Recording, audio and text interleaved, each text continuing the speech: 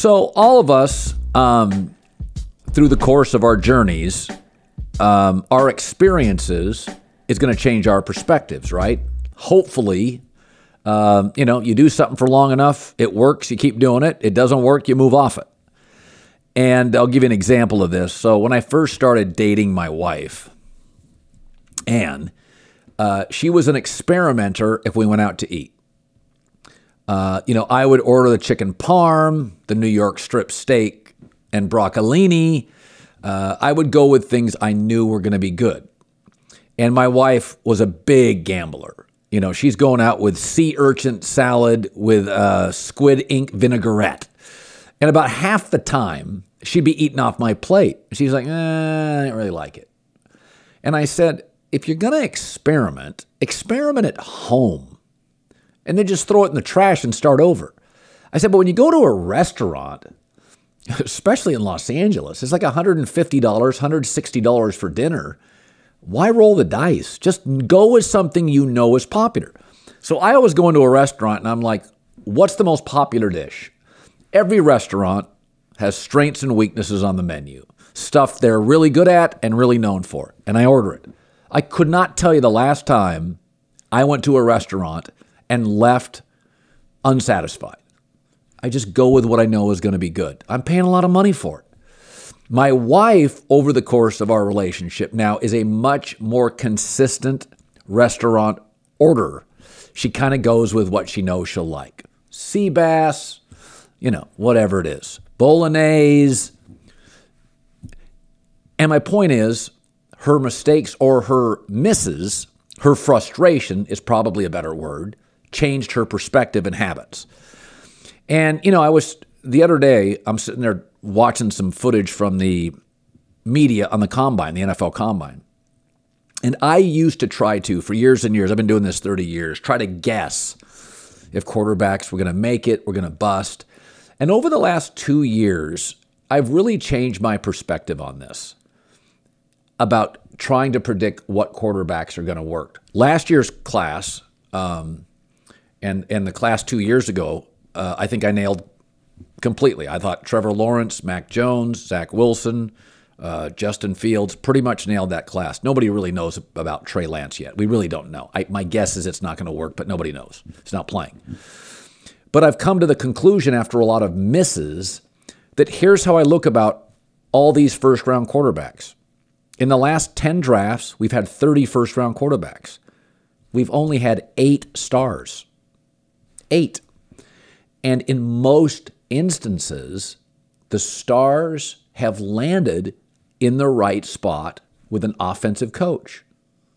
Deshaun Watson with a Bill O'Brien, Patrick Mahomes, it helps with Andy Reid, is that most of the time, maybe every 4th or 5th year, maybe twice a decade, there is a quarterback good enough, Trevor Lawrence, Andrew Luck, I believe Caleb Williams at USC, to overcome chaos.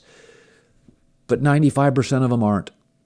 Of the last 30 quarterbacks taken, first round, it's a decade, 12 whiffs, 12 misses, 10 starters but really need to be carried, Dak Prescott, Kirk Cousins, and 8 stars. And by the way, I'm giving Kyler Murray a star rating. I don't know. He's close. And so I've just, based on so many misses, not any individual miss, but I just don't think, with very few exceptions, any of these kids can overcome the Chicago Bears ownership and front office. I like Justin Fields. Trevor Lawrence would make it work. I don't think he's good enough to overcome the nonsense. They hired a defensive coach. Now we have a first-time GM. I've never liked the ownership. It's a defensive culture. It's a hard town to be a quarterback in. The media's tough. The weather's brutal. You're in a division with, Aaron Rodgers. And right now, Kirk Cousins and Jared Goff, you got to win some shootouts. Bears defense sucks. Offenses are good in the division. So that's how I look at this draft.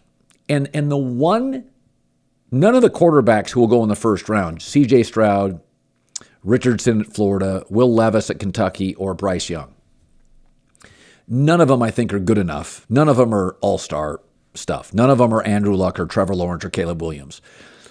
I think whichever team goes to Seattle at the number 5 pick, if they draft a quarterback, that's the quarterback that will win.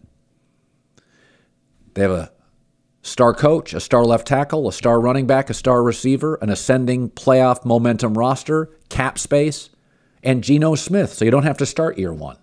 That feels like C.J. Stroud goes there, sits behind Geno for a year. I think he'll be successful. I think Bryce Young, same situation. Anthony Richardson, Florida, same situation. I don't think there's a quarterback guaranteed to succeed. I think there's a spot in this draft, Seattle, number 5 pick. That's the spot. Whoever they get has a very high probability to be somewhere between a starter and a star. A really nice starter. All right, the NFL season is officially over. So we got March Madness coming up, final stretch of the NBA, the NHL season. Now is the time. You want tickets? Check out the Game Time app. It's the fastest growing ticket app. They got you covered. March Madness tickets, NBA tickets, playoff tickets, NHL tickets, Game Time. They also do comedy shows. They also do concerts. Anything you want to attend, check out the Game Time app. And right now, $20 off your first purchase. How? Download the Game Time app and use the redeem code Colin. Me, COLIN, $20 off your first tickets. Comedy, concerts, we got March Madness. You got to be at those games. NHL, NBA, final stretch run. The Game Time app, last minute tickets, lowest prices guaranteed. There are a lot of stories out there right now that the Big Ten wants Oregon and Washington to join them in the conference, which would, let's be honest, mostly end the Pac-12 football conference. It would be irrelevant. So that bums me out because I have a lot of friends in the conference and I grew up loving it. So what I can tell you is that the Big Ten is considering bringing Oregon and Washington in, but they would not get the economic benefit of the other schools. They would get half of it. So instead of getting that $65 million annual check from, like the Big Ten or Fox Sports, because, Fox is in an ownership position with a conference, they'd get half of that. Whatever half a share is, it's somewhere in the 30 millions annually, which, by the way, is still better than what Oregon or Washington would get from the television contracts in the Pac-12. So I think Oregon and Washington would absolutely take it. I also think that the SEC is a hyper-aggressive, full steam ahead conference that's still going to try to cherry pick Florida State and Clemson from the ACC. So even though the Big 12 has power adding USC and UCLA, I think it would benefit from adding the big brand of Oregon and the big market of Seattle with Washington. This is the reality of what we're going to get in college football. My guess is we're going to get the SEC and the Big Ten over the next 5 years will be the dominant conferences.